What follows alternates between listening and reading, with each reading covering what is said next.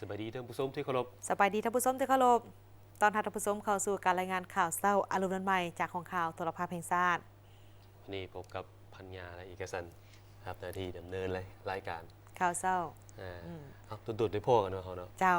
อาทิตย์หนึ่งกับพ่อกันประมาณเทื่อหนึ่งหรือบางทีก็2 อาทิตย์พ่อกันเทื่อหนึ่งผมยิงในโครงการพ่อกันดูอยู่แต่ว่าการในหน้าจอนำเสนอข่าวในหน้าจอแต่ว่าเนื่องจากว่าเขาก็มีการซับเปลี่ยนกันในแต่ละภาคข่าวท่านผู้ชมสำหรับข่าวเศร้าในมื้อนี้ก็มีหลายข่าวที่น่าสนใจมานำเสนอหนึ่งในนั้นข่าวที่หลายคนให้ความสนใจนั่นก็คือการดำเนินกองประชุมสมัยวิสามัญเทื่อที่2สภาแห่งชาติสุดที่9เจ้าโดยเฉพาะว่าเขามีเรื่องการห่างกฎหมายพนักงานราชการนี่แหละมีการปรับปรุงมีการมาตราใหม่ที่ใดได้หนึ่งในนั้นก็เห็นว่ามีการเสนอปรับปรุงเกี่ยวกับการเข้าเป็นพนักงานราชการอายุจากเมื่อก่อนนี่บอกว่า35 ปีบ่ให้เกินแต่ว่าปัจจุบันนี้เพิ่นก็ว่าอันนี้เป็นตามห้างเนาะถามว่าถึงพ่อเอาได้ถามว่าอาจจะเบิ่งตามความจำเป็นเพิ่นว่าอาจจะให้ฮอด40 ปีมีโอกาสในการเข้าถึงรัฐกรผู้ที่ว่าเพิ่นมีใจจากช่วยรัฐเพิ่นก็ย่อมสู่มาหลายปีเป็นพนักงานหลายปีแล้วเจ้าและนอกจากนั้นท่านผู้ชมยังมีข่าวเกี่ยวกับการลงไปติดตามสถานีสูบน้ำเพื่อเป็นการเล็งการแก้ไขปัญหาน้ำประปาที่บ่พอใช้ในปัจจุบันนี้ก็คือนครหลวงวิจันทร์เขายามแรกอากาศเริ่มร้อนอบอ้าวกำลังการผลิตน้ำอาจจะได้หน่อยกลัวกำลังการสมไส้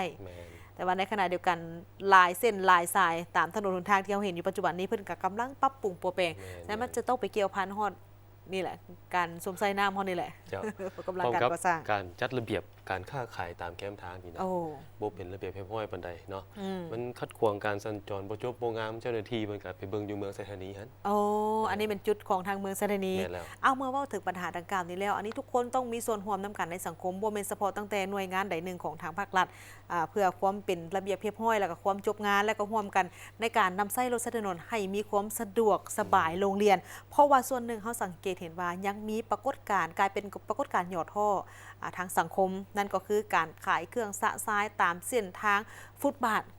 ซึ่งมันจะเป็นทางยางของคุณแต่ว่ากับกลายเป็นบ่อนขายเครื่องคนจะยางต้องลงไปยางกลางทางคุณอันตรายเจ้า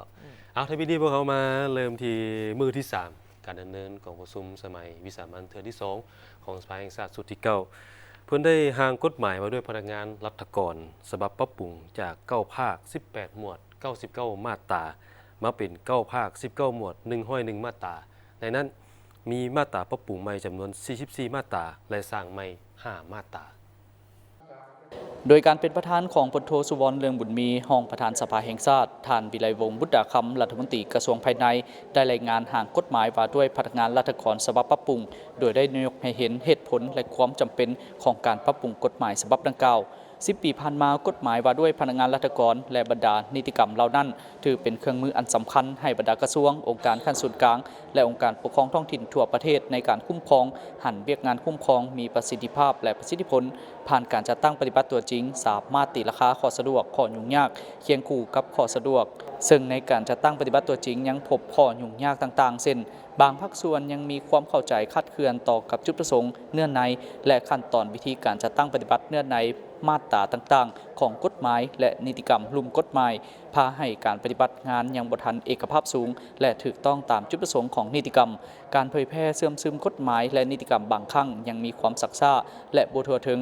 เนื้อในนิติกรรมลุ่มกฎหมายบางฉบับยังบ่แท้เหมาะและบ่สามารถปฏิบัติได้อย่างเต็มส่วนจำเป็นต้องได้ค้นคว้าปรับปรุงคืนเฮ็ดให้แก่ยาวเวลาในการนำไปปฏิบัติและพันขยายผ่านการตีราคาการจัดตั้งปฏิบัติกฎหมายเห็นว่ามีบางปัญหาที่คงค้างบ่สามารถจะตั้งปฏิบัติได้ดีฉะนั้นจึงมีความจำเป็นปรับปรุงห่างกฎหมายดังกล่าวในปี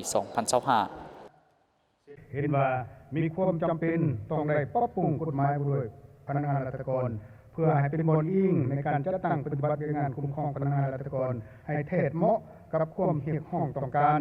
ในการพัฒนาเศรษฐกิจสังคมในระยะใหม่โดยเฉพาะการจัดตั้งงานคุ้มครองพนักงานราชการในปัจจุบันและต่อหน้าคณะรับผิดชอบได้ค้นคว้าและเสนอปรับปรุงขอบเขตการนำใช้ของกฎหมายอายุเข้าเป็นราชการอายุเกษียณบำนาญชื่อเอิ้นตำแหน่งบริหารขันของตำแหน่งราชการสิทธิและหน้าที่ขององค์การคุ้มครองพนักงานราชการขันส่วนกลางและท้องถิ่น โครงประกอบและบางเนื้อในสำคัญของหางกฎหมายว่าด้วยพนักงานราชการฉบับปรับปรุงคณะรับผิดชอบได้ค้นคว้าปรับปรุงในหางกฎหมายจาก9ภาค18หมวด99มาตรามาเป็น9ภาค19หมวด101มาตราในนั้นมีมาตราปรับปรุงใหม่จำนวน44มาตราและสร้างใหม่5มาตราโดยได้ค้นคว้าเรียบเรียงปรับปรุงและเพิ่มเนื้อในมาตราใหม่อิงใจการพันขยายมติว่าด้วยสืบต่อยุ่งแหงการพันขยายแนวทางเปลี่ยนแปลงใหม่ในการนำพาของพรรคเมื่อหางกฎหมายฉบับนี้ได้ถูกรับรองและประกาศใช้อย่างเป็นทางการจะส่งผลต่อระบบการคุ้มครองพนักงานราชการเป็นนิติกรรมที่เป็นเครื่องมืออันสำคัญให้แก่บรรดากระทรวงองค์การขั้นส่วนกลางและองค์การปกครองท้องถิ่นแต่ละขั้นในการคุ้มครองพนักงานราชการนำไปจะตั้งปฏิบัติผันขยายอย่างรวมศูนย์และเป็นเอกภาพในขอบเขตทั่วประเทศเป็นบ่อนอิงให้แก่บรรดาคะแนนการที่เกี่ยวข้องนำไปผันขยายและค้นคว้าออกนิติกรรมลุ่มกฎหมายเพื่อให้คุ้มครองพนักงานราชการสอดคล้องกับสภาพการขยายตัวทางด้านเศรษฐกิจสังคมและจุดพิเศษแต่ละคะแนนการองค์การจะตั้งพรรครัฐแต่ละขั้นมีกลไกบริหารและคุ้มครองพนักงานราชการที่สอดคล้องกับแนวทางเปลี่ยนแปลงใหม่อย่างมีหลักการของพรรคระเบียบกฎหมายของรัฐการพัฒนาเศรษฐกิจสังคม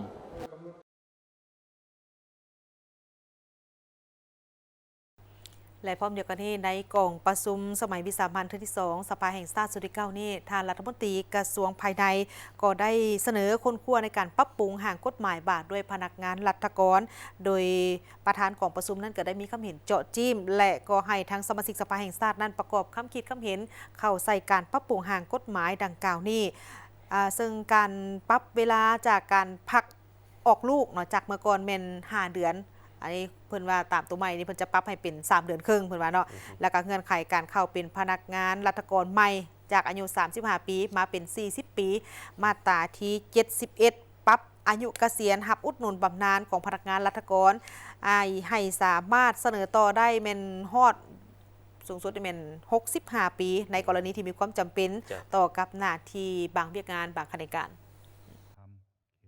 วันที่19มีนาคม2025เป็นมื้อที่3การดำเนินกองประชุมสมัยวิสามัญเทื่อที่2ของสภาแห่งชาติสุดที่9โดยการเป็นประธานของพลโทสุวรรณเรืองบุญมีรองประธานสภาแห่งชาติท่านวิไลวงศ์บุตรอาคำรัฐมนตรีกระทรวงภายในได้เสนอค้นคว้าปรับปรุงหางกฎหมายว่าด้วยพนักงานราชการว่ากฎหมายฉบับดังกล่าวเป็นบ่อนอิงสำคัญให้บรรดากระทรวงองค์การขั้นส่วนกลางและท้องถิ่นในขอบเขตทั่วประเทศในการจัดตั้งปฏิบัติเคลื่อนไหวเวียกงานคุ้มครองราชการอย่างรวมศูนย์เป็นระบบสร้างความเป็นเอกภาพและความสะดวกในการเคลื่อนไหวเวียกงานต่างๆให้แต่ละแขนงการนำไปปฏิบัติทั้งเป็นการพันขยายทิศทางและนโยบายของพรรคและรัฐบาลต่อกับเวียกงานพนักงานราชการให้มีผลศักดิ์สิทธิ์ทางด้านกฎหมายเคียงคู่กับข้อสะดวกในการจัดตั้งปฏิบัติตัวจริงยังพบข้อยุ่งยากเช่นบางภาคส่วนยังมีความเข้าใจคลาดเคลื่อนต่อกับจุดประสงค์เนื้อในและขั้นตอนวิธีการจัดตั้งปฏิบัติเนื้อในมาตราต่างๆของกฎหมายและนิติกรรมลุ่มกฎหมายพาให้การปฏิบัติเวียกงานยังบ่ทันเป็นเอกภาพสูงและถูกต้องตามจุดประสงค์ของนิติกรรมการเผยแพร่เสื่อมซึมกฎหมายและนิติกรรมบางครั้งยังมีความซักซ่าและบ่ทั่วถึงเนื้อในนิติกรรมรูปกฎหมายบางฉบับยังบ่แท้เหมาะและบ่สามารถปฏิบัติได้อย่างเต็มส่วนจำเป็นต้องได้ค้นคว้าปรับปรุงคืนผ่านการเสนอของท่านรัฐมนตรีกระทรวงภายในเกี่ยวกับเหตุผลความจำเป็นเนื้อในและคาดคะเนผลได้รับของการปรับปรุงหางกฎหมายว่าด้วยพนักงานราชการฉบับปรับปรุงพร้อมนั้นหางกฎหมายฉบับนี้ได้นำเข้ากองประชุมยกสูงคุณภาพทางด้านเนื้อในให้แก่กองประชุมสมัยวิสามัญเทื่อที่2ซึ่งประธานกองประชุมพลโทสุวรรณเรืองบุญมีรองประธานสภาแห่งชาติมีคำเห็นเสนอให้ปรับปรุงเนื้อในคืนโดยเฉพาะกระแมนมาตราที่29ปรับเวลาการพักออกลูกจาก5 เดือนมาเป็น3 เดือนครึ่งเพื่อให้สอดคล้องกับหลักการสากลที่สปป.ลาวเป็นภาคีและความเสมอภาคต่อหน้าที่รัฐธรรมนูญและกฎหมายของเพศหญิงทั่วสังคม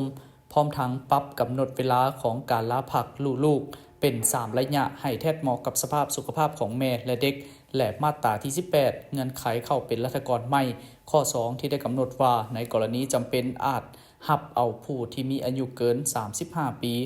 ตามที่ได้กำหนดไว้ในระเบียบการรับอุดหนุนบำนาญเนื้อในข้อที่1ที่ได้กำหนดว่าสำหรับแขนงการที่มีความจำเป็นอาจต่ออายุเกษียณบำนาญได้แต่บ่ให้เกิน65 ปีตามที่ได้กำหนดไว้ในระเบียบการต่างหากต่อกับการกำหนดคือแนวนั้น บรรดาท่านสมาชิกสภาแห่งชาติเห็นว่ามีความสอดคล้องรัดกุมและเหมาะสมแล้วบ่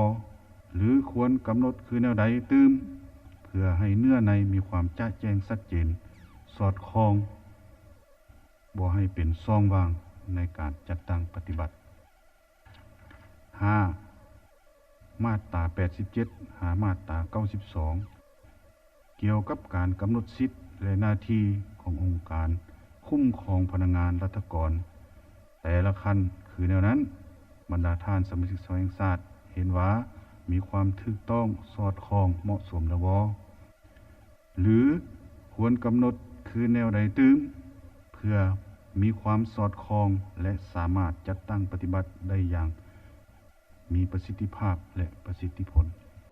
ภายหลังที่ประธานกองประชุมได้มีคำเห็นจอจิ้มเกี่ยวกับการเสนอปรับปรุงร่างกฎหมายว่าด้วยพนักงานราชการบรรดาสมาชิกสภาแห่งชาติก็ได้พร้อมกันประกอบความคิดความเห็นต่อการปรับปรุงร่างกฎหมายดังกล่าวโดยเฉพาะกฎแมนขอบเขตการนำใช้กฎหมายวรรคที่ 2 ที่ได้กำหนดว่ากฎหมายฉบับนี้บ่นำใช้สำหรับทหารตำรวจพลกรบุคลากรที่บ่แม่นพนักงานราชการเสนอให้กำหนดแจ้งเกี่ยวกับทหารตำรวจที่ยกย้ายมาสังกัดนำองค์การปกครองในระยะผ่านมาอาจารย์ข้าพเจ้าขอประกอบความคิดความเห็นต่อกับมาตราที่ 18 นี้เงื่อนไขเข้าเป็นรัฐกรใหม่เราจะให้เพิ่มใส่อีกข้อหนึ่งให้เป็นข้อที่ 6นะมีวีซ่าเฉพาะอาชีวะและการศึกษาชั้นสูงนั้นพร้อมด้วยคะแนน 6.5 ขึ้นไปตัวอย่างว่าอันนี้ก็จะเป็นการส่งเสริมให้นักเรียนนักศึกษาที่มีการแข่งขันหรือว่าขั้นตอนคัดเลือกเข้าเป็นบุคลากรพนักงานบุคลากรทำอิฐนี่เราต้องเอาคาดหมายสูงไว้โลดเนาะเพราะว่ามันเขาก็เลือกเฟ้นได้ระยะนี้มีความจำเป็นแม้จะเรียนเก่งจังได้นะความหมายว่าเอาเก่งแท้บางเทื่อที่ผู้ใดไปประกาศแดงพัดบ่ได้เข้าบางเทื่อผู้สิ่งพอแต่อนุโลมที่พัดได้เข้าอันรัฐกรนั้นมันก็ยากเลยบรรดาท่านข้าพเจ้าคิดว่ามันเป็นปรากฏการณ์หนึ่งอันยอดท่อก็ได้เห็นทางเสียงของสังคมนี่จมหลายแต่ข้าพเจ้าขอประกอบในบางจุดข้าพเจ้าอยากเสนอถามว่าเหตุผลในการปรับวันพักเกิดลูกเนี่ยจาก5 เดือน 6 เดือนลงมาเป็น4 เดือน 5 เดือนลงมาเป็น3 เดือนครึ่ง4 เดือนนั่นนะเนาะถ้าจะอิงใส่เหตุผลว่ามันบ่สอดคล้องกับสากลเท่านั้นท่านข้าพเจ้าคิดว่ายังบ่ทันเพียงพออิงใส่สภาพความเป็นจริงของบ้านเฮาเนาะจุดพิเศษของน้องแม่หญิงของพวกเฮาโดยเฉพาะก็เป็นเรื่องด้านสุขภาพเรื่องอาหารการกินต่างๆและมันก็บ่ได้เท่าเทียมกับสากลฉะนั้นเฮาจะไปเอาฮอดพุ่นนั่นก็ถือว่าพวกเฮาก็ยังต้องได้เบิ่งคืนตื้มอยู่ในนครหลวงหรือว่าอยู่ในเขตในเมืองนี้ก็สิพอได้แต่ว่าอยู่เขตห่างไกลซอกลีกก็มันบ่สามารถจะพักในเวลาที่สั้นๆเพื่อให้สุขภาพนั้นฟื้นฟูขึ้นมาได้เทื่อเมื่อร่างกฎหมายฉบับนี้ได้ถูกหับฮ้องและประกาศใช้อย่างเป็นทางการจะส่งผลต่อระบบการคุ้มครองพนักงานราชการกลายเป็นนิติกรรมที่เป็นเครื่องมืออันสำคัญให้แก่บรรดากระทรวงองค์การขั้นส่วนกลางและองค์การปกครองท้องถิ่นแต่ละขั้นในการคุ้มครองพนักงานราชการนำไปจัดตั้งปฏิบัติและผันขยายอย่างร่วมศูนย์และเป็นเอกภาพในขอบเขตทั่วประเทศเป็นป้อนอิงให้แก้บรรดาแขนงการที่เกี่ยวข้องนำไปผันขยายและค้นคว้าออกนิติกรรมลุ่มกฎหมายเพื่อให้คุ้มครองพนักงานราชการสอดคล้องกับสภาพการขยายตัวทางด้านเศรษฐกิจสังคมและจุดพิเศษแต่ละแขนงการส่วนตามวาระในวันที่20 มีนาจะเป็นวาระพิจารณาเวียกงานของรัฐบาลเกี่ยวกับการค้นคว้านโยบายพิเศษให้แก่ผู้ลงทุนในนิคมอุตสาหกรรมอมตะผ่านหนังสือเสนอของนายกรัฐมนตรีเกี่ยวกับการปรับปรุงกงจักรของรัฐบาลและกล่าวสุนทรพจน์ปิดกองประชุมสมัยวิสามัญเทื่อที่ 2ของสภาแห่งชาติสุดที่ 9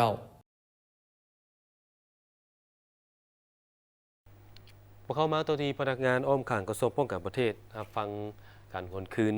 วันสร้างตั้งพรรคประชาชนปฏิบัติลาวครบรอบ70 ปีในพิธีสหายพลโทแสงนวลสัญราชประธานสหพันธ์นักรบเก่าแห่งชาติลาวได้หวนคืนประวัติแห่งการกำเนิดและเติบใหญ่ขยายตัวของพรรคประชาชนปฏิบัติลาวนับตั้งแต่มือสร้างตั้งฮอดปัจจุบันกระบวนวิวัฒน์แห่งการกำเนิดของพรรคประชาชนปฏิบัติลาว70 ปีแห่งการชี้นำนำพาของพรรคประชาชนปฏิบัติลาวตลอดระยะ70 ปีแห่งการนำพาของพรรคบ่ว่าจะเป็นระยะต่อสู่กู้ชาตินับตั้งแต่มือสร้างตั้งพรรควันที่22 มีนาปี 1955 เป็นต้นมาพรรคเฮาได้มีการนำพาชี้นำเด็ดเดียวมีวิทยาศาสตร์และมีความฉลาดส่องใส อันได้นำพาปวงชนลาวบรรดาเผ่าผู้รักชาติต่อสู้กับอิทธิกำลังปรปักษ์ที่โหดร้ายป่าเถื่อนมีกำลังบ่ว่าจะเป็นกำลังพลอาวุธและเทคนิคที่ทันสมัยเหนือกว่าเป็นหลายเท่าแต่ด้วยความฉลาดทรงใสและความมีไหวพริบปฏิภาณของพรรคบวกกับน้ำใจรักชาติบ่ยอมจำนนต่อศัตรูผู้หุกหานของคนลาวพรรคประชาชนลาวในเมื่อก่อนก็คือพรรคประชาชนปฏิวัติลาวในปัจจุบันจึงสามารถนำพาปวงชนลาวปลดปล่อยชาติและประกาศเอกราชอธิปไตยของตนขึ้นในวันที่ 2 ธันวาคม ปี 1975 ภายหลังที่ได้ปลดปล่อยประเทศชาติพรรคเขาก็ได้นำพาปวงชนลาวดำเนินการปัวแปลงบาดแผลสงครามและปฏิบัติ2หน้าที่ยุทธศาสตร์คือปกปักรักษาและสร้างสรรค์พัฒนาประเทศชาติให้มั่นคงและศรีวิไลตลอด 70 ปีแห่งการสร้างตั้งพรรคประชาชนปฏิวัติลาวและ 50 ปีแห่งการสถาปนาสาธารณรัฐประชาธิปไตยประชาชนลาวพรรคเขาได้มีผลงานอันยิ่งใหญ่และมหาศาลเป็นต้นแม่นด้านการเมืองสามารถปกปักรักษาเอกราชและพื้นแผ่นดินอันครบถ้วนไว้อย่างมั่นคงพรรคได้นำพาการพัฒนาเศรษฐกิจสังคมให้มีการขยายตัวอย่างต่อเนื่องและมั่นเที่ยงด้านวัฒนธรรมได้มีการปกปักรักษาและเสริมขยายสาธารณรัฐประชาธิปไตยประชาชนลาวให้มีบทบาทและมีใบหน้าใหม่ในเวทีสากลประกอบส่วนในการพัฒนาอยู่ภาคพื้นและในโลก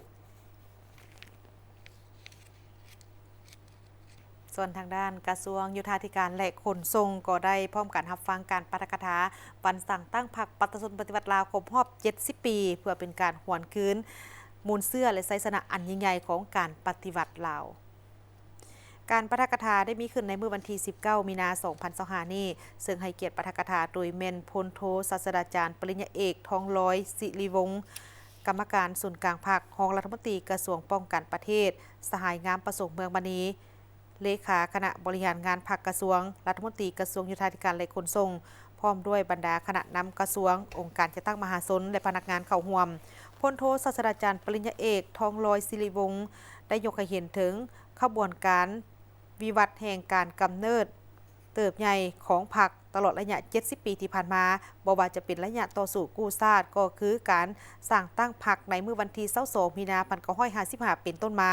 พรรคเฮาได้นำพาซี่น้ำอย่างเด็ดเดียวมีวิทยาศาสตร์อันได้นำพาปวงชนลาวบรรดาเผ่าผู้หักชาติต่อสู้กับอิทธิกำลังปรปักษ์ที่โหดร้ายป่าเถื่อนที่มีจำนวนพลอาวุธและเทคนิคที่ทันสมัยเหนือกว่าเป็นหลายห้อยเท่าแต่ว่าด้วยความมีไหวพริบของพรรคบวกกับน้ำใจหักชาติอันดูดดื่มบ่ยอมจำนน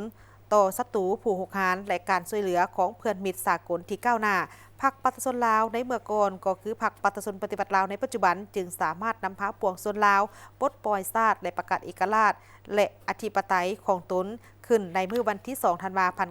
1975 ภายหลังที่ปลดปล่อยประเทศชาติพรรคเฮาก็ได้นำพาปวงชนลาวดำเนินการปัวแปลง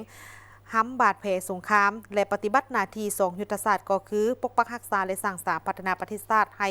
มั่นคงและศรีวิไลตลอดระยะ 70 ปีแห่งการสร้างตั้งพรรคประชาชนปฏิวัติลาวและ 50 ปีแห่งการสถาปนาสาธารณรัฐประชาธิปไตยประชาชนลาวพรรคเฮาได้มีผลงานอันใหญ่หลวงและมหาศาลเป็นต้นด้านการเมืองสามารถปกปักรักษาเอกราชและผืนแผ่นดินอันครบถ้วนไว้อย่างมั่นคงเศรษฐกิจสังคมได้รับการพัฒนาขยายตัวอย่างต่อเนื่องและมั่นเที่ยงด้านวัฒนธรรมได้มีการปกปักรักษาและเสริมขยายซึ่งเฮ็ดให้สาธารณรัฐประชาธิปไตยประชาชนลาวมีบทบาทและใบหน้าใหม่ในเวทีภาคพื้นและสากลสูงขึ้นเป็นก้าวไปต่อที่พิธีการนำไส้ระบบสางพางเพื่อเก็บรักษายานพาหนะของสางทางบกทางแรงและการร่วมมือการเซาสินเชื่อสำหรับยานพาหนะในระบบสางพางระหว่างบริษัททางบกทางแรงจำกัดผู้เดียวและบริษัทลาว Financial เซาสินเชื่อจำกัดพิธีเปิดการนำไส้ได้มีขึ้นในเมื่อวันที่ 18 มีนาคม 2025 ที่สางทาบกธนาแรงนครหลวงวิจันทร์ในพิธีได้มีการลงนามบทบันทึกความเข้าใจในการร่วมมือระหว่างบริษัททาบกธนาแรงจำกัดผู้เดียวกับบริษัทลาว Financial เซาสินเชื่อจำกัดและอีก3บริษัทคือบริษัทจงเซินลาวการค้าขาออกขาเข้าจำกัดบริษัทมกจำกัดบริษัท King Star วิโลโก้จำกัดที่เป็นตัวแทนนำเข้ายานพาหนะให้เกียรติลงนามโดยแม่นทานสาครพีลางามผู้อำนวยการใหญ่บริษัททาบกธนาแรงจำกัดผู้เดียวและร่วมเปิดการนำไส้สร้างพางอย่างเป็นทางการของท่านสุขสวรรค์บัวพาหัวหน้าภาษีด้านสากลหัวมิตรภาพลาวไทยแห่งที่ และท่านประธานบริษัทลาวไฟแนนโซเซาสินเสือจำกัดท่านสาครพิลางามได้ฮู้ว่าระบบสร้างพังที่ตั้งอยู่ด้านซ้ายแดนเขตทาบกธนาแรงเป็นโครงหลังพื้นฐานสำคัญในการอำนวยความสะดวกให้กับการนำเข้าและส่งออกสินค้าข้ามแดนโดยมีจุดประสงค์หลักเพื่อสนับสนุนการค้าระหว่างประเทศและยังช่วยเสริมสร้างความมั่นคงในการจัดการสินค้าคงค้างในระหว่างการขนส่งข้ามประเทศอย่างมีประสิทธิภาพถือว่าเป็นโครงการที่สะท้อนถึงความสำคัญของการเชื่อมโยงเศรษฐกิจระหว่างประเทศรวมไปถึงการพัฒนาทางด้านโลจิสติกส์และการค้าในภูมิภาคอาเซียนระบบสร้างในการเก็บรักษาสินค้าของบริษัททาบกธนาแรงประกอบมี5ประเภทคือสร้างเก็บเมียนสินค้าสัวขาวสร้างพางสร้างอุตสาหกรรมสร้างพิเศษสร้างนิติบุคคลทั่วไปในเมื่อนี้มี3ฝ่ายที่ได้เสร็จอย่างพร้อมกันส่วนใหญ่มันผู้นำเข้าพาหนะบริษัท Financial เนาะที่ว่าให้สินเชื่อแล้วก็สร้างผังเนาะของทาบกทาแรงนี่เป็นผู้ดูแลหั่นแหละเป็นตัวกลางให้ทั้งสองฝั่งเนาะผู้ให้สินเชื่อกับผู้นำเข้าหันเฮานี่เป็นตัวกลางหมายความว่าเฮ็ดหน้าที่เก็บรักษาดูแลบัญชีสินค้าทั้งหมดสภาพทั้งหมดแล้วก็เอิ้นว่าจำนวนการเข้ากันออกสร้างนี้ของสินค้าบรรดารุ่นดังกล่าวนี้ให้มีความครบถ้วนโปร่งใสแล้วก็สามารถติดตามได้เนาะซึ่งในนั้นเวลาเก็บภาษีหรือว่าจ่ายภาษีนั้นแม่นจะจ่ายตอนที่ว่าเอาสินค้าจากสร้างผลแล้วตัวนี้นี่แม่นการทดลองเบื้องต้นเฮาเริ่มจากพาหนะนำเข้านิสกรเนาะในอนาคตต่อไปนี่เฮาสามารถนำใช้ระบบสร้างผางนี่ต่อกับบรรดาสินค้านำเข้าทั้งหมดมันจะเป็นคล้ายๆกับโชว์รูมนะไหมครับพวกท่านนำเข้ามาละจำนวนไล่ก็ได้เพราะเวลานำเข้ามาไล่มันจะได้มีอำนาจต่อรองในการได้ราคาที่ต่ำกว่าประมาณนั้นมาเก็บรักษาวันนี้ระยะหนึ่งแล้วก็สามารถจราจรแจกจ่ายไปตามอัธยาศัยในเวลาที่มีการสั่งซื้อซึ่งตัวนี้ก็เป็นการชะลอในการเสียภาษีอากรให้กับบรรดาลูกค้าต่างๆที่จะต้องมีพันธะต้องได้เสียอยู่แล้วเนาะแต่ว่ามันมีทางเลือกอันนี้ซ่องไหมครับว่าถ้ามีการซื้อด่วนเนาะความต้องการด่วนในด้านพาหนะหรือสินค้าต่างๆนั้นก็สามารถเข้ามาเบิ่งได้ขึ้นกับร้านค้าโชว์รูมทั่วไปเนาะซึ่งเวลาท่านมาเบิ่งแล้วทึกใจต้องใจก็จะซื้อขายกันได้ทันทีบ่ต้องได้รอท่าว่าสั่งซื้อ3เดือน6เดือนบางทีมันก็คัดตลาดเนาะเพราะฉะนั้นอันจุดดีที่1แม่นการเพิ่มความสามารถแข่งขันหมายความว่าผู้ที่ว่ามีโอกาสมีลูกค้าเนาะสามารถซื้อสินค้าจากต่างประเทศมากักตุนไว้เนาะเพื่อว่าเวลาได้ราคามันขึ้นนะจังขายออกไปก็มีนะเช่นเดี๋ยวนี้นี่มันมีการสภาพคาดแคลนทางด้านรถตู้เนาะถ้าว่าผู้ที่ว่ามีสินทางด้านนี้นะอาจจะนำเข้ารถตู้นี่มาสต็อกไว้นี้รอถ้าราคามันขึ้นจังขายออกอันนี้เป็นเพิ่มมูลค่าให้ผู้ประกอบการได้อย่างมหาศาลเจ้า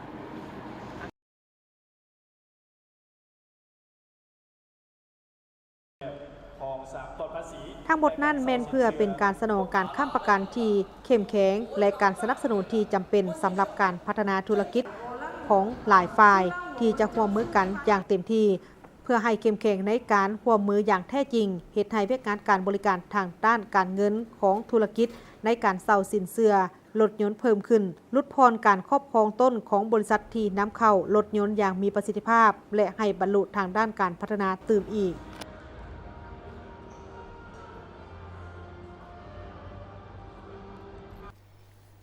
ท่านผู้ชมที่เคารพเนื่องในโอกาสวันสั่งตั้งพรรคปัตตชนปฏิบัติลาวครบรอบ70 ปี22มีนา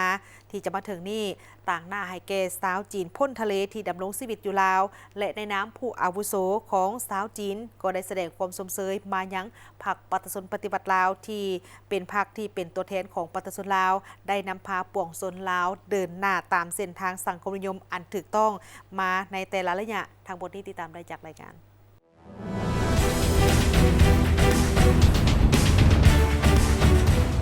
พรรคประชาชนปฏิวัติลาวมันยืนท่านเล็งสวรรค์วาลีประธานสมาคมสาวจีนพ้นทะเลที่ดำรงชีวิตอยู่ลาวได้กล่าวต่อทีมข่าวโทรภาพแห่งชาติลาวว่า70 ปีผ่านมาพรรคประชาชนปฏิวัติลาวซึ่งเป็นตัวแทนของประชาชนลาวได้นำพาทั้งปวงชนลาวเดินตามเส้นทางสังคมนิยมอันถูกต้องตามแต่ละระยะ ภายใต้การนำพาอันสลาดซองใสของพรรคประชาชนปฏิวัติลาวได้นำพาให้ประเทศชาติมีความมั่นคงในด้านเสถียรภาพด้านการเมืองชี้นำพาประเทศชาติก้าวเข้าสู่ความเจริญหั่งมีอุดมสมบูรณ์เป็นก้าวบทบาทการเมืองในเวทีสากลนับมือนับสูงขึ้นหาประกันสังคมชีวิตการเป็นอยู่ของประชาชนมีความสงบสุขสังคมมีความเป็นระเบียบเรียบร้อยเศรษฐกิจได้ดีขึ้นเป็นก้าวความสามัคคีของปวงชนชาวลาวมีความหนักแน่นเข้มแข็งสร้างให้ประเทศชาติจากประเทศกสิกรรมก้าวเข้าสู่ประเทศอุตสาหกรรมและทันสมัยการขยายตัวเศรษฐกิจได้ก้าวขึ้นเป็นการบ่หยุดยั้งพรรคประชาชนปฏิวัติลาวได้นำพาประชาชนลาวผ่านพาสิ่งท้าทายและความยุ่งยากอุปสรรคนานาประการต่อสู้และนำพาอย่างละเอียดละเอียวในการสร้างสาประเทศชาติให้เจริญรุ่งเรืองตลอด70ปีมาถึงปัจจุบันสมแล้วที่ว่าเป็นพรรคที่องค์อาจกล้าหาญและมีเกียรติสง่าผ่าเผยและยิ่งใหญ่พรรคประชาชนปฏิวัติลาวได้นำพาประชาชนลาวผ่านพาสิ่งท้าทายและความยุ่งยากอุปสรรคนานาประการต่อสู้และนำพาอย่างละเอียดละเอียวในการสั่งสาพัฒนาประเทศชาติให้เจริญรุ่งเรืองตลอด70ปีผ่านมาถึงปัจจุบันสมที่ได้ว่าเป็นพรรคที่องค์อาจกล้าหาญและมีเกียรติอย่างสง่าผ่าเผยและยิ่งใหญ่ที่ผ่านมาได้มีนโยบายแนวทางอันถูกต้องแก่พวกชาวจีนพวกเขาตลอดมาเฮ็ดให้ประชาชนลาวและก็ชาวจีนพ้นทะเลพวกเขาได้ดำรงชีวิตอันสงบสุขลาวจีนมีดินแดนภูเขาป่าดงน้ำของติดจอดกันพี่น้องสองชาติลาวจีนได้ไปมาหาสู่กันเป็นเวลาหลายเส้นคนการพัวพันลาวจีนได้รับการขยายตัวอย่างบ่หยุดยั้งการนำขั้นสูงของลาวจีนได้ไปมาหาสู่กันอย่างต่อเนื่องได้ร่วมกันแลกเปลี่ยนบทเรียนทางด้านเศรษฐกิจการค้าวัฒนธรรมท่องเที่ยวและอื่นๆขออวยพรผู้นำภาครัฐจงมีสุขภาพเข้มแข็ง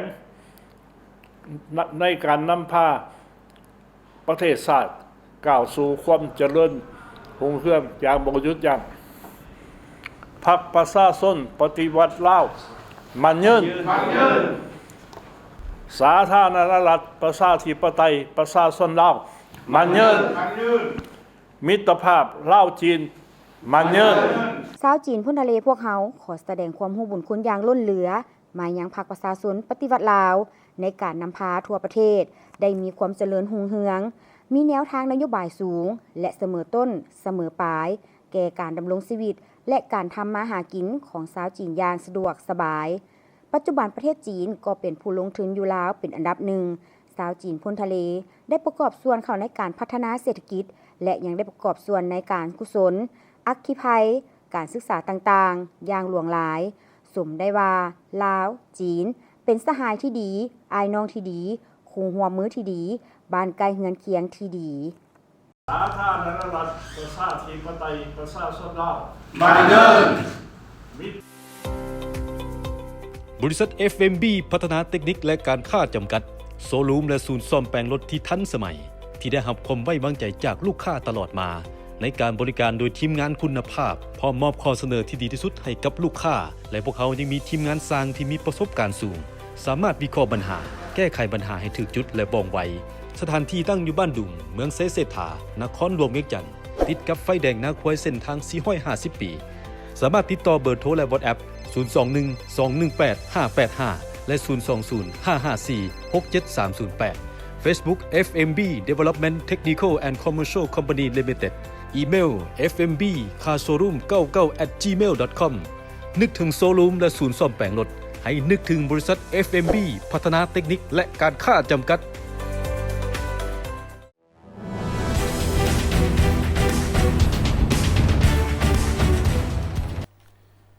สหายบุญทองจิตมณีผู้ประจำการคณะเลขาธิการศูนย์กลางพรรคของประธานประเทศได้ให้สัมภาษณ์ต่อสื่อมวลชนในโอกาส70 ปีแห่งการสร้างตั้งพรรคประชาชนปฏิวัติลาวโดยสหายได้ยกให้เห็นธาตุแท้และอุดมการณ์ของพรรคแมนการนำพาการต่อสู้ปลดปล่อยชาติ เอาอำนาจมาสู่ประชาชนพาประเทศก้าวขึ้นสู่จุดหมายสังคมนิยมติดตามได้จาก 70 ปีใต้ห่มทุงของพรรค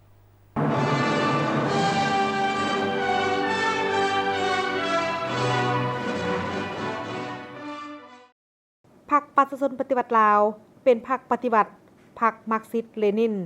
พรรคของชนชั้นกรรมกรและชาวพวกแรงงานเฮ็ดบทบาทนำพาขบวนการปฏิวัติอยู่ลาวโดยได้กำหนดแนวทางจัดตั้งนำพาการปฏิบัติแนวทางพรรคเฮาได้กำเนิดเกิดขึ้นในเงื่อนไขการต่อสู้ต้านจักรพรรดิผู้หุกหาญพรรคเฮาเกิดจากลัทธิหักชาติที่แท้จริงบวกใส่ลัทธิหรือทฤษฎีมาร์กเลนินซึ่งเป็นทฤษฎีปฏิบัติสหายบุญทองจิตมณีผู้ประจำการคณะเลขาธิการส่วนกลางพรรครองประธานประเทศได้ให้สัมภาษณ์ต่อสื่อมวลชนในโอกาส 70 ปีแห่งการสร้างตั้งพรรคประชาชนปฏิวัติลาวโดยสหายได้ยกให้เห็นถึงธาตุแท้และอุดมการณ์ของพรรคแม่นการนำพาการต่อสู้ปลดปล่อยชาติเอาอำนาจมาสู่ประชาชนพาประเทศชาติก้าวขึ้นสู่จุดหมายสังคมนิยมมื้อนี้ธาตุแท้ของพรรคเฮาได้เฮ็ดอีหยังพวกเฮาได้กำหนดกันแต่โหดทีว่าทุกสิ่งทุกอย่างแม่นต่อสู้เพื่อประเทศชาติและเพื่อประชาชนเฮาเฮ็ดอีหยังก็แม่นเพื่อปัญหาประชาชนย้อนนั้นในแนวทางของพรรคเฮาเคยได้กำหนดไว้ว่าพรรคเฮาบ่มีผลประโยชน์แนวอื่นไกลนอกจากผลประโยชน์ของชาติและผลประโยชน์ของประชาชนธาตุแท้ของพรรคเฮามันแม่นนั่นนะต่อสู้เพื่อผลประโยชน์ของชาติของประชาชนอันนี้พวกเฮาต้องได้พร้อมกันจื้อผู้ใดเฮ็ดหยังอยู่ไสต้องเข้าใจว่าตนเองเป็นผู้รับใช้ประเทศชาติตนเองเป็นผู้รับใช้ประชาชนย้อนนั้นยอมเสียสละพรรคประชาชนปฏิบัติลาวได้รับชัยชนะอย่างสมบูรณ์ย้อนพรรคเฮามีแนวทางการเมืองและการจัดตั้งถูกต้องน้ำใจต่อสู้ของประชาชนบรรดาเผ่าและชั้นคนต่างๆมีการสนับสนุนและปฏิบัติไปตามพรรคย้อนการอุทิศของพนักงานสมาชิกพรรคโดยเฉพาะแม่นความฉลาดมีพริบไหวของการนำแต่ละสมัยมีความรับผิดชอบต่อชะตากรรมของประเทศชาติของชั้นคนและย้อนการสนับสนุนของเพื่อนมิตรสากลโดยเฉพาะแล้วมันแม่นบรรดาสหายการนำในแต่ละรุ่นแต่ละสมัยได้อุทิศเหือแห้งสติปัญญาของตัวเองเข้ารับใส่เกี่ยวกับการปฏิวัติคันว่าเรื่องพนักงานนักรบอุทิศตนเองจนถึงแก่เสียชีวิต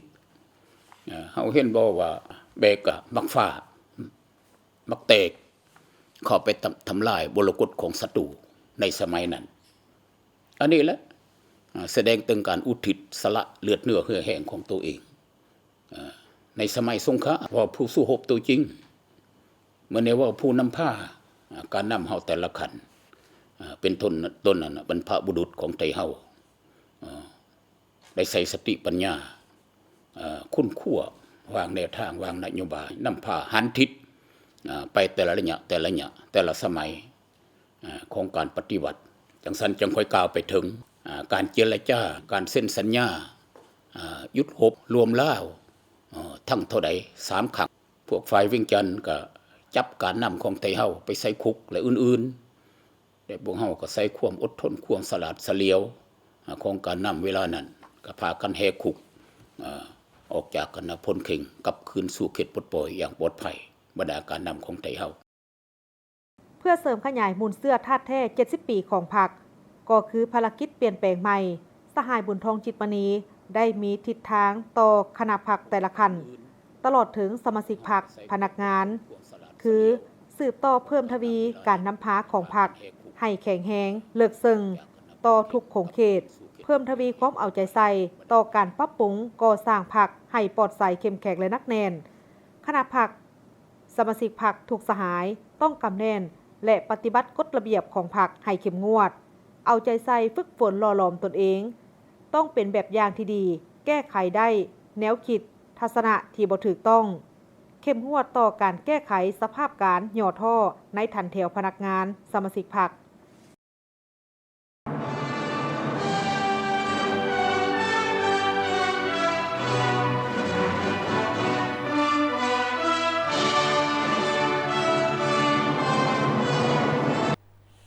ผู้ชมที่เคารพเป็นประจำทุกๆวันในข่าวเศร้าอรุณวันใหม่เฮามีกิจกรรมในการร่วมกันถามตอบเนื่องในโอกาสวันสั่งตั้งพรรคปัตชนปฏิบัติลาวครบรอบ70 ปีและมื้อนี้ก็เช่นเคยมีคำถามมานำเสนอท่านผู้ชมดังนั้นขอให้ทีมงานเฮาเอาคำถามขึ้นสู่หน้าจอเลยสำหรับท่านผู้ชมทางบ้านที่ต้องการอยากประกอบส่วนในการตอบคำถามนี้ก็ให้ท่านปฏิบัติตามกติกา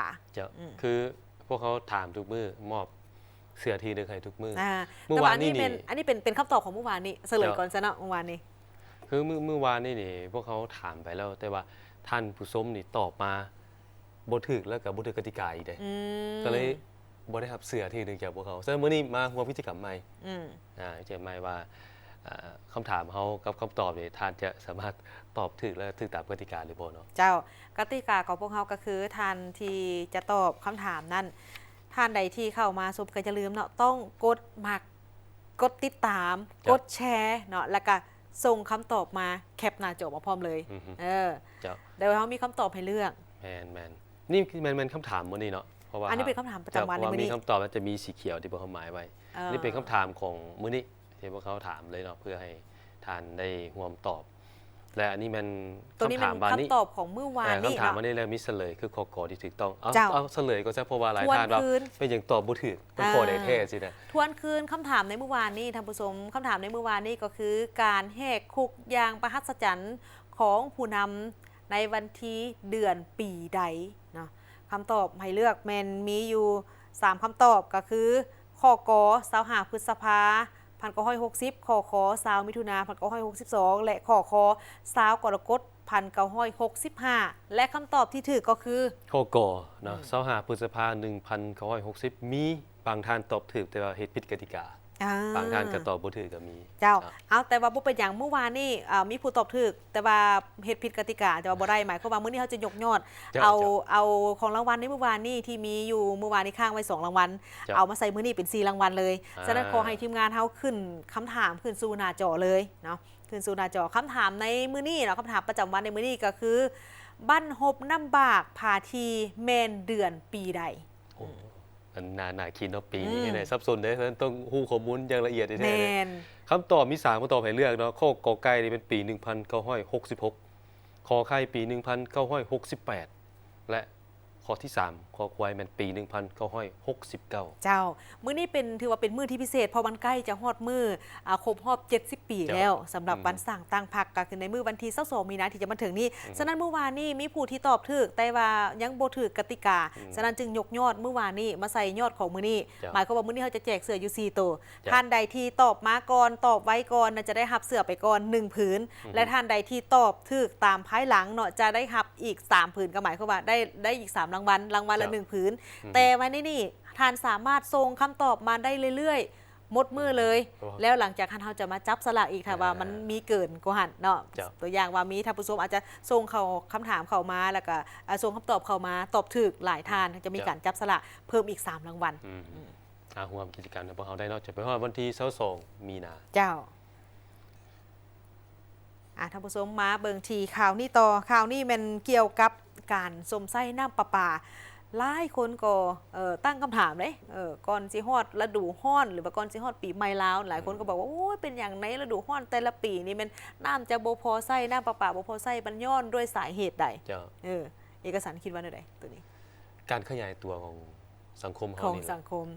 แน่นอนจำนวนประชากรนับมือนับเพิ่มขึ้นเพราะว่าประชากรบ่หมายความว่าบ่เป็นเฉพาะตั้งแต่ว่าประชากรในประเทศใดแต่ว่าประชากรในนครหลวงเวียงจันทน์นี่เห็นว่านับมือนับเพิ่มขึ้นเพราะว่าส่วนหนึ่งก็แม่นมีการยกย้ายมาจากต่างแขวงแดนเนาะมาใช้ชีวิตประจำวันอยู่ในนครหลวงเวียงจันทน์ด้วยกันต่างๆแม่นก็เฮ็ดให้จำนวนประชากรนี่เพิ่มขึ้นและมีความต้องการในการซ่อมไส้น้ำประปานับมือนับเพิ่มขึ้นแต่ว่าในขณะเดียวกันกำลังการผลิตยังบ่ทันได้ขยายตัวเท่าที่ควรเนาะอันนี้เป็นการลงไปการน้ำได้มีการลงไปติดตามสถานีสูบน้ำเพื่อเป็นการเร่งการแก้ไขปัญหาน้ำประปาที่บ่พอใช้ในนครหลวงเวียงจันทน์ ท่านงามประสงค์เมืองมณีรัฐมนตรีกระทรวงยุทธาธิการและขนส่งได้มีการสมทบกับนครหลวงวิจันทร์ก็คือท่านอาจสะพังทองศรีพันดอนเจ้าของนครหลวงวิจันทร์พร้อมด้วยแขนงการที่เกี่ยวข้องลงไปติดตามสถานีสูบน้ำอยู่จุดสำคัญต่างๆเพื่อติดตามเบิ่งระดับน้ำและแก้ไขปัญหาการสนองน้ำประปาที่บ่เพียงพอในนครหลวงวิจันทร์การลงไปติดตามในเทื่อนี้แม่นเพิ่นได้ไปติดตามในมื้อวันที่18มีนาที่ผ่านมานี้ซึ่งคณะก็ได้ลงไปติดตามอยู่สถานีจักสูบน้ำสถานีสูบน้ำเขตแคมป์ของและจุดสถานที่ห้องการวิศวกรรมและสิ่งแวดล้อมรัฐวิสาหกิจน้ำประปานครหลวงวิจันทร์การลงไปเยี่ยมยามในครั้งนี้ก็ได้รับฟังการรายงานจากท่านไสยาไสมงคลผู้อำนวยการของรัฐวิสาหกิจน้ำประปานครหลวงวิจันทร์โดยท่านก็ได้ยกให้เห็นถึงสภาพการผลิตรวมไปถึงการสนองน้ำให้กับบรรดาพ่อแม่ประชาชนให้ฮู้ว่าปัจจุบันนี้ทางรัฐวิสาหกิจน้ำประปานครหลวงวิจันทร์แม่นสามารถผลิตน้ำได้สูงสุดก็คือ 348,000 เมตรก้อนต่อวันซึ่งมาจาก6 โรงงานด้วยกันมาเบิ่งว่า6 โรงงานมีโรงงานใดๆโรงงานที่1ก็คือโรงงานดงมะคายกำลังการผลิตแมน 120,000 เมตรก้อนต่อวันโรงงานจิเนโมกำลังการผลิตแมน 80,000 เมตรก้อนต่อวันโรงงานเกาเลี้ยวกำลังการผลิต 60,000 เมตรก้อนต่อวันโรงงานดุงบังกำลังการผลิตแมน 44,000 เมตรก้อนต่อวันโรงงานแสนดินกำลังการผลิตแมน 24,000 เมตรก้อนต่อวันโรงงานท่าเรือกำลังการผลิต 20,000 เมตรก้อนต่อวันสำหรับโรงงานอยู่สาขาเมืองสังทองแมนมี6 โรงงานกำลังการผลิตเมน 2,110 เมตรก้อนต่อวันเมืองปากงืมเมนมี4 โรงงานกำลังการผลิตเมน 2,600 เมตรก้อนต่อวันส่วนว่าจำนวนประชากรที่ได้รับการบริการน้ำประปามีจำนวน 819,863 คนใน7 ตัวเมืองในซึ่งจำนวนบ่อแทกน้ำทั้งหมดนี่แมนอยู่ 22,274 หน่วยบริมาตรน้ำจำหน่ายปีที่ผ่านมาแมน 89,244,747 เมตรก้อนต่อปีหรือว่าเท่ากับ 244,506 เมตรก้อนต่อวันคือการนำใช้น้ำในปัจจุบันโดยเฉพาะแม่นระยะฤดูแล้งสูงกว่าฤดูฝนชัดเจนเลยเนาะโดยเฉพาะเป็นประเภทเขตบริการเนี่ยเนาะเช่นว่าบรรดาโรงแรมเขตศูนย์การค้าหรือว่าจะเป็นแถวเขตดอนจันทร์เขตแคมป์คลองบรรดาโรงแรมภัตตาคารต่างๆต่อกับปัญหาดังกล่าวรัฐวิสาหกิจน้ำประปานครหลวงจึงได้กำหนดเวียกงานที่จะต้องได้จัดตั้งปฏิบัติในระยะฤดูแล้งปีนี้และการเวียกงานที่จะปฏิบัติให้สำเร็จโดยไวเช่นว่าสู่สนรักษากำลังการผลิตให้ผลิตสูงสุดเต็มอัตราบ่ให้ลด 348,000 เมตรก้อนต่อวันอันนี้ก็ถือว่าเต็มตัวเลขนี่ 348,000 นี่นะมันเต็มแล้วเกินอยู่บ่ได้แล้วเพราะเขามีกำลังเท่านี้แล้วต้องได้ผลิตเต็มตลอดเนาะเพื่อรองรับให้แก่ฤดูแล้งนี้ซึ่งโรงงานที่ผลิตได้ทางที่ได้เสนอไปเมื่อกี้นี้เนาะก็ต้องได้ปรับแรงดันน้ำเพื่อให้น้ำนี่ไหลเข้าในตัวเมืองแต่ก็ต้องได้รับประกันให้เขตที่ว่าลดแรงดันมีน้ำใช้เพียงพอบางเขตเนี่ยอาจจะคอยจะแห้งแตกต่างกันไปเนาะมันจะมีหลายเหตุผลมีทั้งในตัวและก็นอกตัวน้ำอีกเด้เจ้าสำคัญก็คือจากเขาปั่นได้เต็มที่นี่แหละแต่ว่าการปล่อยเนี่ยบางปล่อยดันไปแห้งนั้นหลายก็เขตที่อยู่แห้งต่ำนี่ก็อาจจะบ่แห้งก็มีแต่ว่าส่วนหนึ่งมาเบิกแล้วมีบางปีเนาะมีบางปีก็คือแมนยูว่าเครื่องจักรเขาสามารถผลิตได้ด้วยกำลังแห้งการผลิตนี่สามารถผลิตได้แต่ว่าในความเป็นจริงและการสนองน้ำเข้ามานี่บ่เพียงพอเพราะว่าบางปีมันเกิดภัยแห้งแล้งเด้แม่นฉะนั้นก็มันดุลเดียงกันนั่นแหละเจ้าเพราะว่าเฮาสมไส้นี่บางทีบางบอลแห้งบางบอลคอยก็เข้าใจน้ำกันว่าผู้อยู่ปลายก็สิคอยใช่มั้ยผู้อยู่กกก็สิไว้บ่สิอาจการแก้ไขอีกอันนึงก็คือหลายคนก็จะเลือกวิธีในการตุงน้ำไม่ใส่แม่นมีถังน้ำไม่ใส่การใส่ผ่านถังน้ำนี่มันก็ประหยัดกว่าเด้เจ้าประหยัดกว่าแต่ก็ต้องมีเงินไขนิดนึงลำบากหน่อยนึงเจ้าถ้ามีเงินไขนิดนึงว่าถังราคาบ่ธรรมดาเด้เนาะก็เห็นอยู่คำโรงแรมมันก็มีแต่ว่าอีกถ้าว่าเป็นครัวเฮือนก็จะเป็นไส้แบบถังน้ำแบบโบใหญ่หลายหรือว่าเป็นไหน้ำใหญ่ใส่ไปในเฮือนตุงเอาใส่คุใส่ตักก็เป็นเอกสารเห็นจุดหนึ่งคือบางบ้านที่เอกสารอยู่นะมักมีท่อน้ำแตกดุแล้วเพิ่นแปลงบ่ทันก็โทรหาเพิ่นแล้วเพิ่นว่าโอ้ได้ไปจุดนั้นก่อนแล้วจึงสิกลับไปตามแผนเพราะว่ามันแตกหลายจุดพร้อมกันดิแต่น้ำมันต้องเสียหายสมควรน้ำบ่ท่าน้ำหัวไปเรื่อยๆคันเจ้าไปอัดก็คือใส่บ่ได้บ่มีน้ำใส่อันนี้ก็เห็นใจทั้ง รัฐวิสาหกิจน้ำประปานครหลวงอยู่ แต่ว่ากระโตกับปัญหาดังกล่าวนี่ก็บ่ควรจะปล่อยปละละเลยได้เวลาที่เฮาพบเห็นท่อน้ำหัวท่อน้ำแตกเนี่ยเฮาก็จะต้องมีการแจ้งถึงทางหน่วยงานที่เกี่ยวข้อง จ้ะ บางทีเพิ่นอาจจะบ่ฮู้ก็มีเนาะหรือว่าเพิ่นฮู้แล้วเพิ่นบ่สามารถมาแก้ไขให้ท่วงทันเวลาแต่อยังน้อยๆก็ขอให้เพิ่นฮู้ว่า จ้ะ มันมีจุดนี้ที่มีการเสียหายเกิด ต้อ ขึ้ ง น มีสติต่อการแจ้งรถ เนาะ คือกิสันยูนโอ้ถือว่าหลายเดือนแล้วว่าจิจ๊ะ โอ้ มันซึมมาสู่บอลเขาเที่ยวทางตลอดนะอันนี้มันจะเสียน้ำไปหลายเติบเจ้าก็ประหยัดช่วยกันเดินยามนี่เด้อเจ้าใส่แบบประหยัดเอาวันนี้พวกเขาไปต่อที่เมืองไซธานีเพิ่นได้ลงจัดสรรความเป็นระเบียบห้อยการขายเครื่องซ้ายๆนะเขาจะเห็นหลายโบสถ์ในเมืองไซธานีเนาะ แม่น บางเมืองก็มีบางจุดเลย ก็ค่อนข้างว่าถ้าโดยรวมเนาะถ้าเบิ่งแล้วก็เกือบว่าทุกเมืองแหละที่มีตาต่างแต่ว่าเมืองไหนจะมีหน่อยเมืองไหนจะมีหลาย เมืองไหนที่สามารถจะตั้งปฏิบัติได้ตามระเบียบที่แบบเอาเคงเดเนาะแต่ว่าในจุดนี้ก็อยากให้หลายๆคนต้องได้เบิ่งช่วยกันอีหลีเพราะว่าเฮาบ่อยากให้ปล่อยผ่านเพราะบางทีเฮาเบิ่งคิดว่าบางคนอาจจะคิดว่าเป็นเรื่องเล็กๆน้อยๆแต่ว่ามื้อนี้ปล่อยผ่านมื้ออื่นปล่อยผ่านต่อไปมันก็จะเป็นปัญหาที่กว้างออกเขาบ่เข้มงวดว่าจิจ๊ะถ้าเรามีความเข้มงวดแล้วก็บ่กล้าเฮ็ดดอก เจ้ามีความเป็นแบบห้อยเท่ากันนะเนาะแล้วเฮามาติดตามนํกันเพราะว่าในต้นอาทิตย์นี้เนาะทางคณะกรรมการจัดสรรเมืองไซธานีนครหลวงเวียงจันทน์เพิ่นได้ลงไปจัดสรรความบ่เป็นระเบียบเรียบร้อยตามสายทางลักของเมืองอยู่เส้นทางเลข10ดอนติ้วทางงอนเส้นทาง13ใต้และเส้นทางไก่สอนพรหมวิหารการลงไปข้างนี้นี่ก็เพื่อจัดสรรการขายเครื่องบ่ให้ซาซายเนาะวางขายเครื่องตามเขตสงวนของทางนี่บ่ได้เลยเนาะมันบ่ตามธรรมดาแล้วประเทศใดเพิ่นก็บ่เฮ็ดเด้แม่นถูกต้องเจ้าบ่อนที่เป็นทางยางก็ต้องเป็นทางยางแม่นเจ้าผู้ที่ขายเครื่องก็ต้องยับจากทางยางเข้าไปอีกการอีกอันนึงเขาจะเห็นการปลุกเทิบเงือบนี่นะอันนี้สำคัญเป็นปัญหาที่แก้ยาวซ้ำเฮือมาโดนแต่ว่าก็ยังแก้ไขบ่ได้เอกสารแม่นแล้วก็การที่พิจารณาซายเดี๋ยวนี้เทิบเพิ่นก็มีหมุนแล้วก็ยับไปหน้าถอยหลังได้เด้ถ้าเจ้าหน้าที่บ่อยู่ก็สิหมุนไปหน้ามันก็มีเด้บังไว้มันที่รถใหญ่สวนมานี่ก็ไปเลยก็มีถ้าก็ไปบัดนี้สิไปเอาความผิดนำไผบ่ได้แล้วเจ้ากายเคสสงวนไปแล้วถ้าว่ารถต้องไปหาเจ้าแม่นนึงเพิ่นก็ไปตามเส้นทางเมื่อมาถึงจุดนี้แล้วเอกสารปัจจุบันนี้เฮาเห็นเนาะตามเส้นทางนี่แหละนี่โดยเฉพาะก็เป็นเส้นทางที่เพิ่นกำลังปวแปลงอยู่ตอนนี้เนาะกำลังขุดกำลังเจาะอยู่ก็คือเส้นทางพลปะเนาเห็นบ่เพิ่นก็เบิ่งจากในแล้วทางหลวงเด้แม่นบ่เพิ่นก็อิงใส่ตัวนี้ได้แล้วทางหลวงแต่เฮาในนามว่าเป็นผู้ประกอบการที่เฮาต่อเทิบต่อเงือบหรือว่าอื่นๆออกมาใส่ทางยางนี่แล้วสิไปเฮียกห้องอื่นๆนี่เฮาว่ามันบ่ได้ไม่ได้มีกฎหมายมีกฎหมายสำคัญและแม่นควรให้เป็นแบบอย่างแม่นเจ้านี่แหละเวลาประเทศชาติเขามีการพัฒนา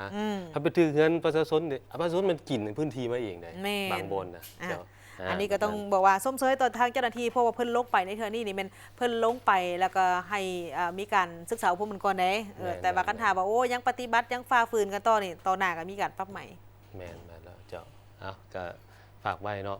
อยากให้ทุกคนร่วมแรงร่วมใจกันอะไรเฮ็ดได้เฮ็ดให้บ้านเมืองเขามีความสะอาดจบงามแล้วก็มีความสะดวกมีความปลอดภัยพัญญาครับท่านผู้ชมเจนห้านเกินทีบ่อันนี้ปัญหาหนึ่งได้นี่นะเป็นบ่อันนี้เป็นขอโทษเนาะสำหรับทานประชาชนทานไหนพ่อแม่พี่น้องคนไหนที่มาประกอบธุรกิจอันนี้นะแต่ให้เป็นระเบียบเนาะเป็นระเบียบลดง่ายไปขายจะนั่นแจนี่ได้แต่ก็ขอให้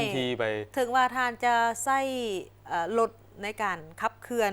ในการไปขายเครื่องตามสถานที่ต่างๆนี่ก็อยากให้เอาใจใส่เรื่องนี้แหละบ่อยากให้มาจอดถึงฟุตบาทบอหรือว่าจอดแคมป์ทางบอลที่มัน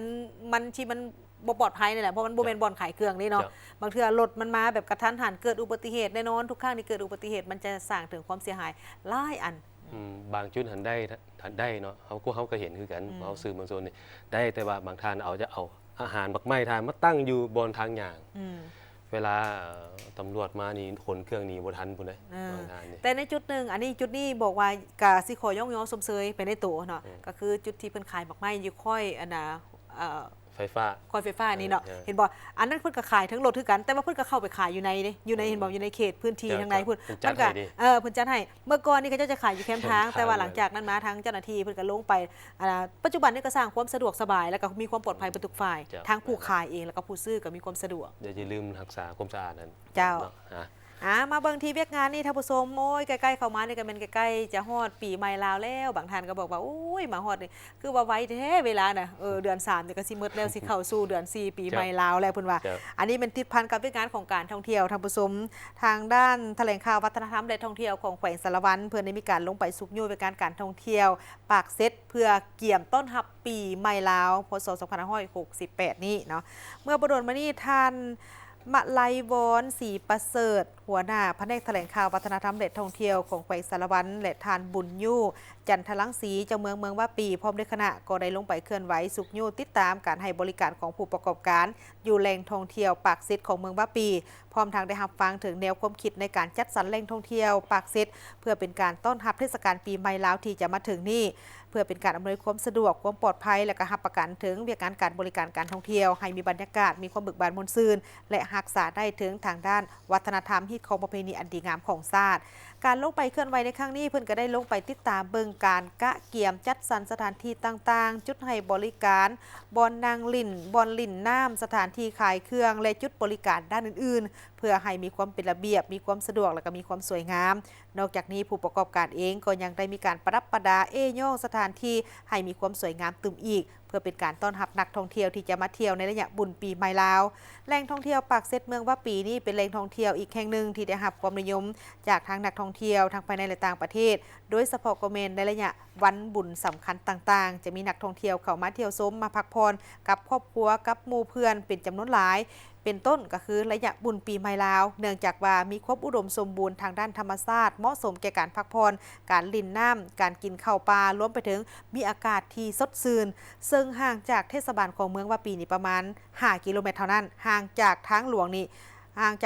เลขที่15ประมาณ4 กิโลเมตรเข้าถึงสถานที่ท่องเที่ยวนี่ว่ามีความสะดวกสบายเห็นสายน้ำแบบนี้แล้วก็อยากไปเที่ยวทันทีลงน้ำเลยอากาศร้อนแบบนี้เหมาะแท้ๆก็จะไปกีฬาเฮียนอยู่สารวัตรเมื่อกี้บ่ได้ไปซ้ำได้เวลาเขาหน่อยหลายเรียกเขาหลายแต่เห็นแต่รูปภาพเพิ่นถ่ายรูปลงปีกายนี่นะเห็นบรรยากาศดีหลายเลยถ้าผู้ชมที่เคารพจากนี้ไปนั้นเราจะพักก่อนและหลังจากนั้นกลับมาติดตามชมการรายงานข่าวระยะต่อไปยังมีข่าวต่างประเทศพร้อมด้วยข่าวกีฬามานำเสนอขอมอบซอดอกไม้มาลัยซาดลาวถนอมหอมพักโฮมเมียงยกยืนพรแพงล่ำขอผู้นำพักรัดเฮายืนมั่นสุขสันต์เจริญยิ่งเป็นเมี่ยงขวัญเลิศล้ำนำพาลาวพุ่งพ้นทุกคนได้อยู่สบายได้ถอนด้วยความรู้บุญคุณจากกลุ่มบริษัทลาวโทรคม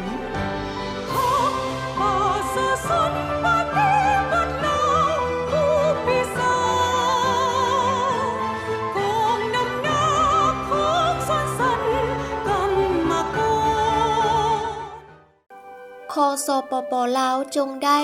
แข่งแกนทันสมัยปฐมปัจจัยยกส่งเสริมสุมสร้างสว่างสดใสแจ้ง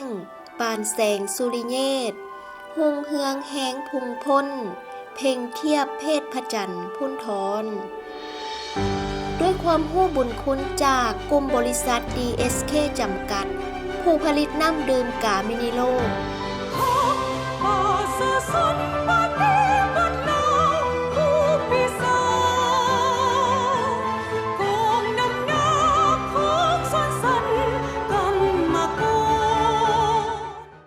บทนี้คือการรายงานข่าวเศร้าอนุรุณใหม่จากห้องข่าวโทรภาพแห่งชาติขอบใจที่บรรทานให้เกียรติติดตามชมข่าวแล้วพบกับทีมข่าวได้ใหม่ในการรายงานข่าวภาคต่อไปส่วนมาภาคนี้โฆษกทั้งสองพร้อมกับทีมงานข่าวเศร้าลาท่านผู้ชมไปก่อนสบา